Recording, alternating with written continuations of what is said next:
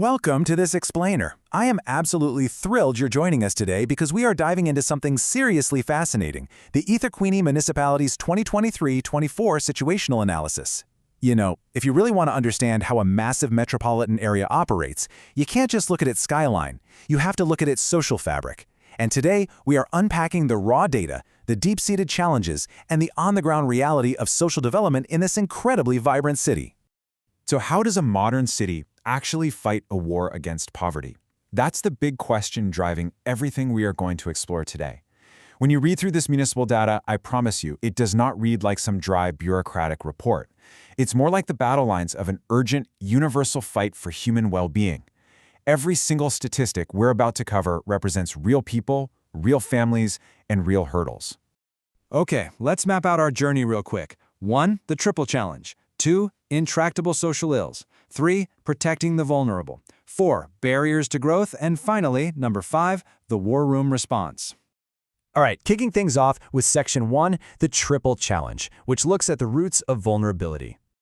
The eThekwini's situational analysis identifies social development challenges as literal threats to the city's stability, and these challenges are rooted in what the municipality calls the triple challenge, which is inequality, unemployment, and poverty. Think of it like a giant, interconnected knot. You really can't understand the symptoms happening on the streets without recognizing that this triple challenge is the overarching barrier to all organic development in the region.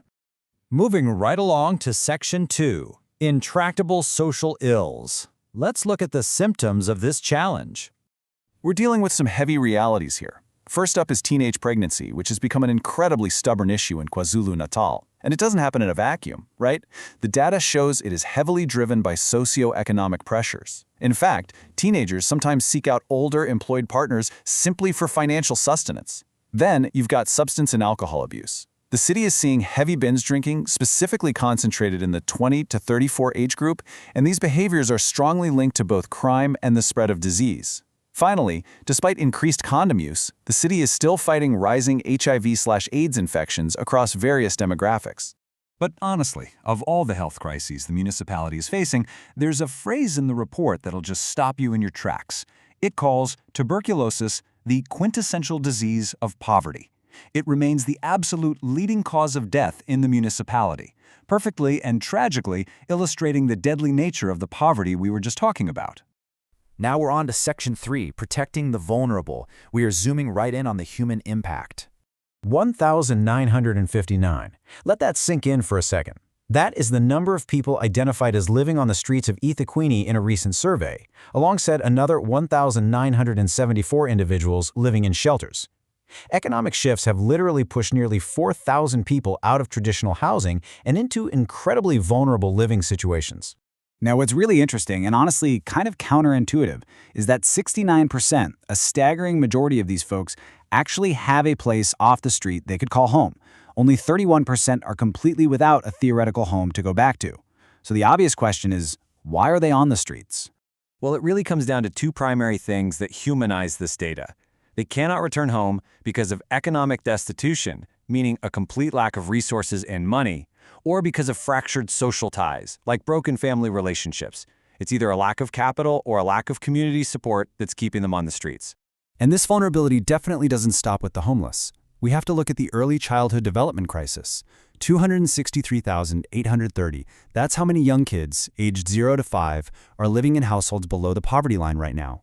We are talking about over 250,000 children starting their lives at a massive socioeconomic disadvantage. And the very places meant to support these children are facing their own crisis. 64% of surveyed early childhood development centers, the places meant to nurture potential, have major infrastructure deficits. We are talking about severe health and safety risks, poor sanitation, and serious overcrowding. To make matters even tougher, there's a massive registration backlog of 1,210 of these centers. Why? Basically, they're so under-resourced, they can't meet formal building standards. So they get trapped in this vicious cycle, right? They can't get fully registered without meeting the standards, but they can't get the funding to fix the standards without being registered.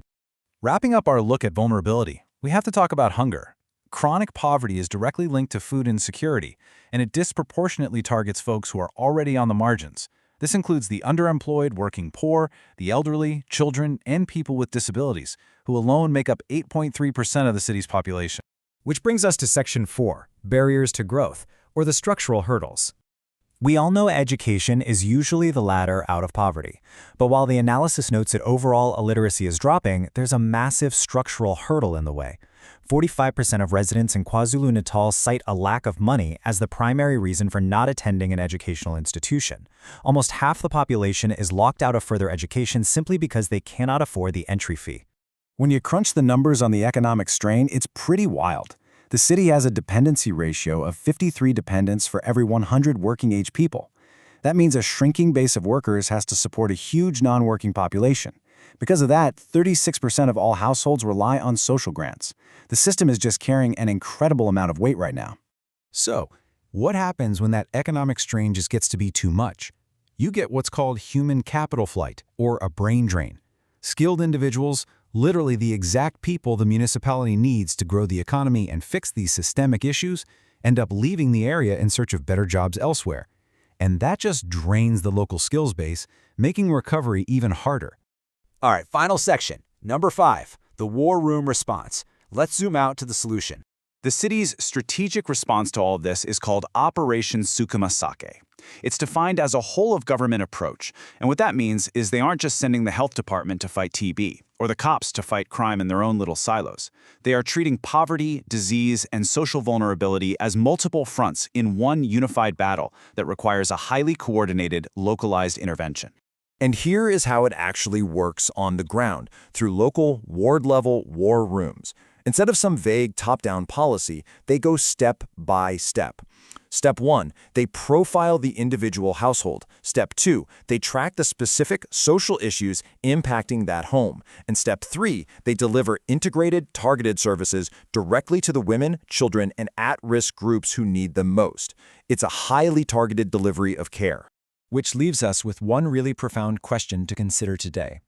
Can localized, integrated war rooms ultimately win the battle to create a truly caring and equitable city? We've seen the sheer weight of the triple challenge, the vulnerability of the youth, and the systemic barriers to education. The eThekwini's data proves that fighting poverty isn't just about throwing money at the problem. It's about rebuilding the social fabric block by block, household by household. Thank you so much for joining me on this deep dive. I hope this explainer gave you a clearer picture of the mechanics of urban social development, and maybe even sparked a desire to learn more about how our cities actually function.